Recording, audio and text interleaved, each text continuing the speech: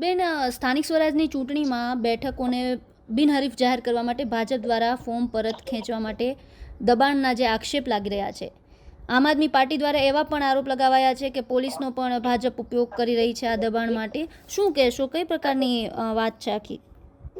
100% આ વાત સાચી છે, કારણ કે આમ આદમી પાર્ટીમાંથી ગોંડલ તાલુકાની અંદર પણ 22 તાલુકા પંચાયત અને 5 જિલ્લા પંચાયતમાંથી અમે ઉમેદવારોને ઉભા રાખ્યા હતા અને તમામ ઉમેદવારોની ઘરે પ્રેશર આવ્યું છે.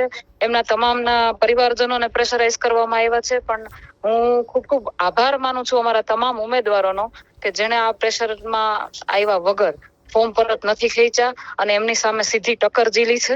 હવે જનતા ઉપર પણ અમને એટલો જ વિશ્વાસ છે કે જનતા અમને વિજયી બનાવી અને સત્તામાં બેસાડશે, જેથી કરીને આવા ભ્રષ્ટાચારી લોકોને અમે જવાબ આપી શકીએ. જિગીશાબેન, પોલીસનો પણ ઇન્વોલ્વમેન્ટના જે આક્ષેપ લાગી રહ્યા છે એ મુદ્દે શું કહેવું છે? હું પોલીસ તંત્રને એટલું જ કહેવા માંગુ છું કે તમે કોઈ એક સરકારની ગુલામી કરવાને બદલે તમારી જે ફરજમાં આવે છે જનતાની રક્ષા કરવી, તમારી ફરજ નિભાવો.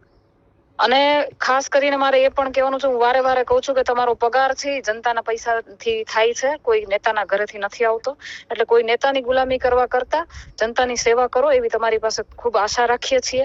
આજે આ સરકાર છે, કાલે અમારી સરકાર આવશે, તો આ સરકાર જ્યારે ફરશે ત્યારે પોલીસ તંત્રને આનું ભોગ બનવું પડશે, જનતાના રોષનું ભોગ બનવું પડશે અને તમામ લોકો જે આવી ગુનાહિત પ્રવૃત્તિમાં ફસાયેલા છે, જોડાયેલા છે ભારતીય જનતા પાર્ટીના નેતાઓ સાથે, એ તમામ લોકોને એના ગુનાની સજા પણ અમે અપાવીને રહીશું. જિગીશાબેન, આ સાથે જ કોંગ્રેસ દ્વારા પણ ચૂંટણી પંચને રજૂઆત કરાઈ છે અને ઉમેદવારોને ધમકી આપીને ફોર્મ પરત ખેંચાવે છે એ પ્રકારની રજૂઆત કરવામાં આવી છે કોંગ્રેસ દ્વારા. આમ આદમી પાર્ટી દ્વારા કઈ પ્રકારની હવે આગામી સમયમાં રણનીતિથી કામ થશે આ સમગ્ર મુદ્દાને લઈને?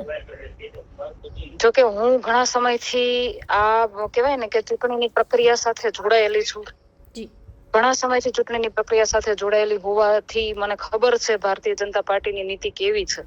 એટલે ગોંડલ તાલુકાની અંદર અમે એ રણનીતિનો પહેલા જ અમે અપ્લાય કરી, એ રણનીતિની પહેલા જ અમે અપ્લાય કરી દીધું છે. એટલા માટે અમારા તમામ ઉમેદવારોએ ફોર્મ ખેંચ્યા નથી અને અમે તમામ સીટો ઉપર લડીએ છીએ. હું કોંગ્રેસને પણ કહેવા માંગુ છું કે જ્યાં સુધી ભારતીય જનતા પાર્ટીની સરકાર છે ત્યાં સુધી તમે લોકશાહી નથી ભોગવી શકવાના. એટલે તમારે તમારી રણનીતિ બદલવી પડશે અને તમારા ઉમેદવારોને એક ભરોસો આપવો પડશે, તમારા કાર્યકર્તાઓને એક ભરોસો આપવો પડશે કે ક્યાંય પણ ફસાય છે, ક્યાંય પણ કઈ મુશ્કેલીમાં છે તો નેતાઓ એની સાથે છે. જો આ ભરોસો જ્યાં સુધી કોંગ્રેસ નહીં અપાવી શકે ત્યાં સુધી ઉમેદવારો, કાર્યકર્તાઓ કે જનતા કોંગ્રેસને સ્વીકારવાની નથી.